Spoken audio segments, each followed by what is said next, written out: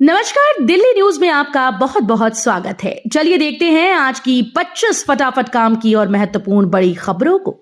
पर इससे पहले वीडियो को लाइक करना बिल्कुल न भूलें।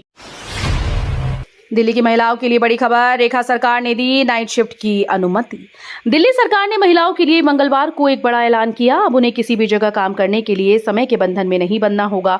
दिल्ली की रेखा सरकार ने महिलाओं को नाइट शिफ्ट में कार्य करने की अनुमति देने का निर्णय लिया। इसके लिए सख्त प्रावधान भी किए गए हैं।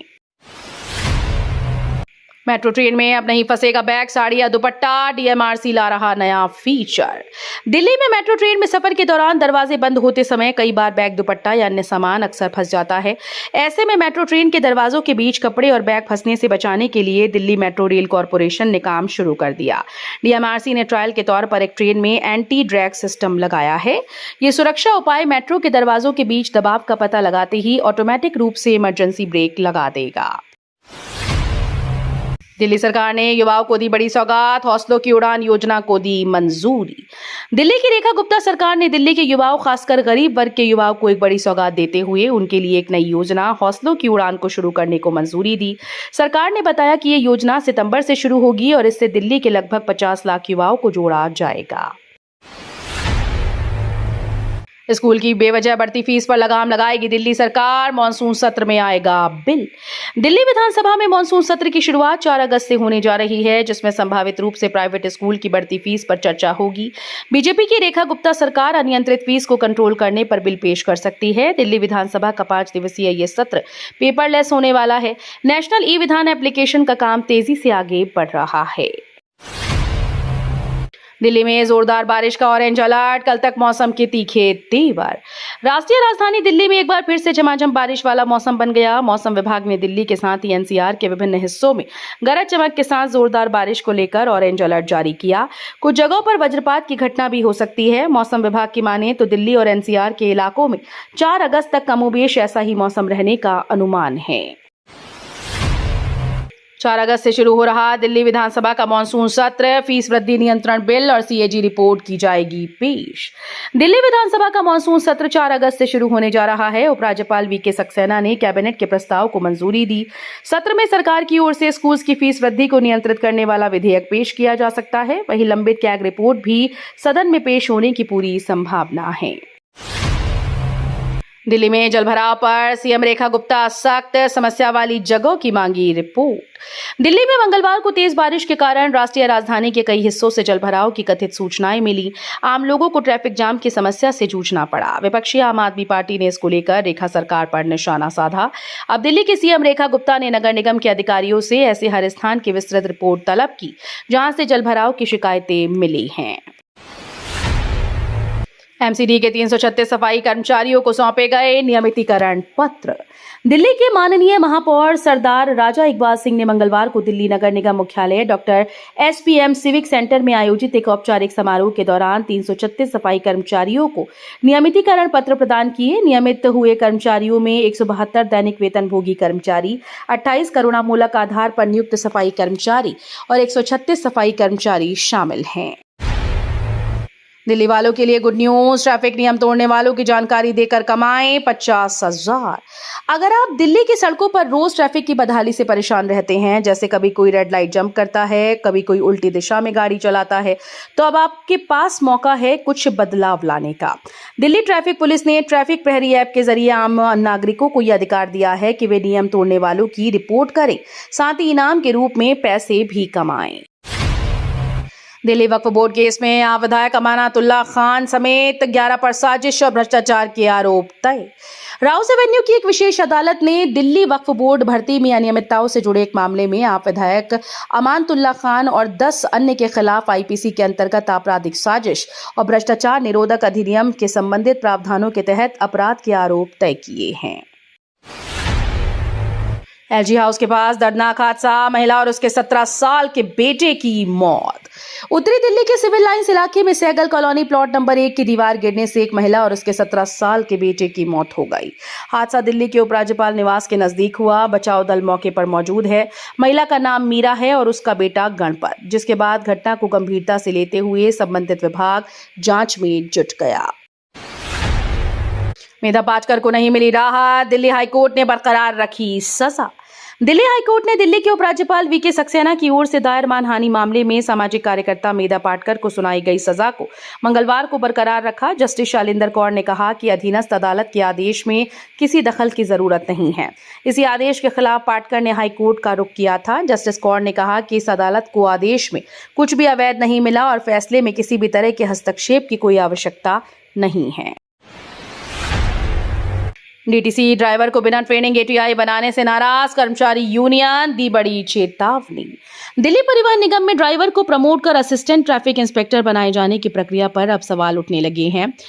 डीटीसी कर्मचारी एकता यूनियन ने आरोप लगाया कि बिना उचित प्रशिक्षण व टिकटिंग प्रणाली की जानकारी के ड्राइवर को सीधे एटीआई बना दिया जा रहा है। इससे न केवल कंडक्टर को परेशानी उठानी पड़ रही है, बल्कि यात्रियों को भी कई बार अनावश्यक झगड़ों का सामना करना पड़ रहा है। फ्लाईओवर से लेकर कोर्ट कॉम्प्लेक्स तक ग्रैब की पाबंदियों में लटके दिल्ली 7 अहम प्रोजेक्ट। राष्ट्रीय राजधानी में यातायात व्यवस्था को ठीक करने के लिए 700 करोड़ के कई प्रोजेक्ट चल रहे हैं, जिनकी रफ्तार, प्रदूषण की वजह से निर्माण पर रोक, डिजाइन में देरी और मौसम की मार जैसे कई कारणों से धीमी हो रही है। पीडब्ल्यूडी विभाग के 7 प्रोजेक्ट का यही हाल है। ग्रैब यानी ग्रेड रिस्पॉन्स एक्शन प्लान के नियमों और मौसम की वजह से सड़क बनाने के 4 बड़े काम दिल्ली में अब तक शुरू नहीं हो पाए। पीएम मोदी का विपक्ष को जवाब, दुनिया के किसी देश ने भारत को ऑपरेशन रोकने को नहीं कहा।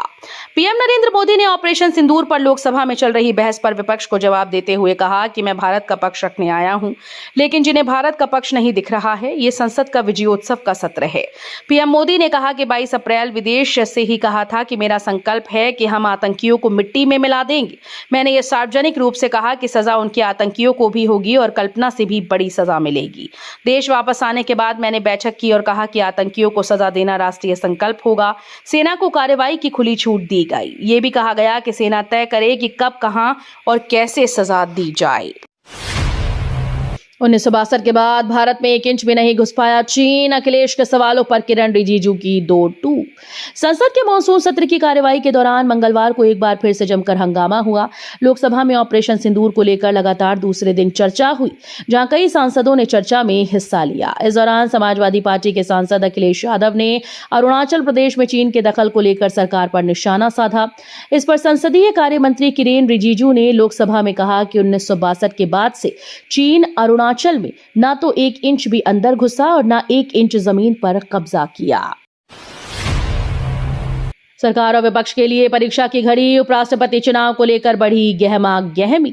मॉनसून सत्र के पहले ही दिन निवर्तमान उपराष्ट्रपति और सभापति जगदीप धनखड़ के इस्तीफे ने सियासी जगत में भूचाल ला दिया। धनखड़ के इस्तीफे ने सत्ता पक्ष और विपक्ष के सामने ऐसी चुनौती खड़ी कर दी, जहां उन्हें न सिर्फ अपनी सियासी ताकत का एहसास कराना है, बल्कि अपनी एकजुटता का संदेश भी देना है। कोर्ट 6 से 7 अगस्त को करेगी नेशनल हेराल्ड केस की सुनवाई। दिल्ली के राउज एवेन्यू कोर्ट ने नेशनल हेराल्ड मामले में ईडी के आरोप पत्र पर संज्ञान लेने का फैसला फिलहाल टाल दिया। अब इस मामले की सुनवाई 7 और 8 अगस्त को होगी। ईडी ने सोनिया गांधी, राहुल गांधी समेत कई लोगों पर एजेएल की संपत्ति को धोखाधड़ी से हड़पने का गंभीर आरोप लगाया। इससे पहले 15 जुलाई को विशेष न्यायाधीश विशाल गोगने ने दोनों पक्षों की अंतिम बहस के बाद मंगलवार के लिए आदेश सुरक्षित रख लिया था। आयुष्मान आरोग्य मंदिर और एनएचएम के तहत 10.18 करोड़ महिलाओं की गर्भाशय ग्रीवा कैंसर की हुई स्क्रीनिंग। स्वास्थ्य और परिवार कल्याण मंत्रालय ने महिलाओं के स्वास्थ्य क्षेत्र में एक महत्वपूर्ण उपलब्धि हासिल की। पूरे देश में 30 वर्ष और उससे अधिक आयु की 10.18 करोड़ से अधिक महिलाओं की गर्भाशय ग्रीवा कैंसर की जांच की गई। ये उपलब्धि गैर संचारी रोगों की जांच, रोकथाम और प्रबंधन के लिए जनसंख्या आधारित पहल के अंतर्गत हासिल हुई। आप नेता मनीष सिसोदिया बोले, देश की खराब शिक्षा व्यवस्था के लिए कांग्रेस भाजपा जिम्मेदार। देश की शिक्षा व्यवस्था को लेकर आम आदमी पार्टी ने भाजपा और कांग्रेस पर तीखा हमला बोला। आप के वरिष्ठ नेता और दिल्ली के पूर्व शिक्षा मंत्री मनीष सिसोदिया ने कहा कि देश की शिक्षा व्यवस्था खराब होती जा रही है, इसके लिए भाजपा कांग्रेस जिम्मेदार है। दिल्ली में कूड़े से मिलेगी आजादी, यमुना की भी सफाई, सीएम रेखा गुप्ता ने लॉन्च किया नया अभियान। दिल्ली को साफ सुथरा बनाने की दिशा में मुख्यमंत्री रेखा गुप्ता ने मंगलवार को निगम मुख्यालय सिविक सेंटर में दिल्ली को कूड़े से आजादी अभियान को लॉन्च किया। इस अभियान को मंगलवार को निगम मुख्यालय सिविक सेंटर में लॉन्च किया गया। यह अभियान 1 अगस्त से 31 अगस्त आयोजित किया जाएगा। इस अवसर पर दिल्ली सरकार के पीडब्ल्यूडी मंत्री प्रवेश साहिब सिंह वर्मा, शिक्षा मंत्री आशीष सूद, पर्यटन मंत्री कपिल मिश्रा उपस्थित रहे। सोलर एनर्जी डिवाइस के निर्माण में चीन को बड़ी चुनौती देगा भारत, सरकार का एक और बड़ा फैसला। सौर पीवी मॉड्यूल व सेल्स निर्माण के लिए जरूरी मॉडल व निर्माताओं की स्वीकृति सूची में एक बार फिर से संशोधन किया गया। ये बदलाव सिर्फ भारत की ऊर्जा सुरक्षा को ही मजबूत नहीं करेगा, बल्कि घरेलू सौर मैन्युफैक्चरिंग को बढ़ावा देने की दिशा में एक क्रांतिकारी पहल होगा। राहुल गांधी का बड़ा फैसला, पुंछ में पाकिस्तानी गोलाबारी में अनाथ हुए 22 बच्चों को लेंगे गोद।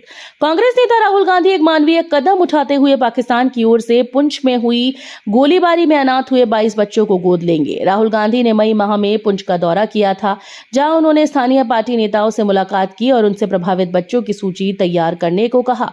इसके बाद एक विस्तृत सर्वेक्षण किया गया और सरकारी रिकॉर्ड की जांच के बाद 22 बच्चों के नामों को अंतिम रूप दिया गया। पूरे देश में इको फ्रेंडली पर्यटन की तैयारी, अब सैर होगी साफ सुथरी और सस्ती। देश भर में पर्यावरण और सतत पर्यटन को बढ़ावा देने और विकसित करने के लिए पर्यटन मंत्रालय ने राष्ट्रीय रणनीतियां तैयार की हैं, जिसके तहत पर्यटन व्यवसायियों को सतत पर्यटन प्रथाओं को अपनाने, पर्यावरण के लिए जीवन शैली के तहत यात्रा करने के लिए प्रोत्साहित किया जाएगा। मंत्रालय राज्य सरकारों, केंद्र शासित प्रदेशों और केंद्रीय एजेंसीज को वित्तीय सहायता भी प्रदान करेगा। गाड़ियों के नकली पुर्जे बनाने बेचने वाले गिरोह के 11 लोग अरेस्ट, 69 लाख का माल कैश बरामद। राजधानी दिल्ली के करोल बाग इलाके में ऑटोमोबाइल के नकली स्पेयर पार्ट्स बनाने और सप्लाई करने वाले रैकेट का भांडाफोड़ हुआ। ये गिरोह नामचीन ऑटोमोबाइल कंपनीज के ब्रांड के नाम से गाड़ियों के नकली पार्ट्स बनाने बेचने की धोखाधड़ी करता है। पुलिस ने करोल बाग इलाके में 4 अलग अलग ठिकानों पर छापेमारी की। इसमें लगभग 50 लाख रुपए की कीमत के नकली स्पेयर पार्ट्स और 19 लाख रुपए की नकदी जब्त की। तो ये थी आज की बड़ी खबरें। रोजाना ऐसे ही सबसे पहले अपडेट पाने के लिए चैनल को सब्सक्राइब करना बिल्कुल न भूलें। धन्यवाद।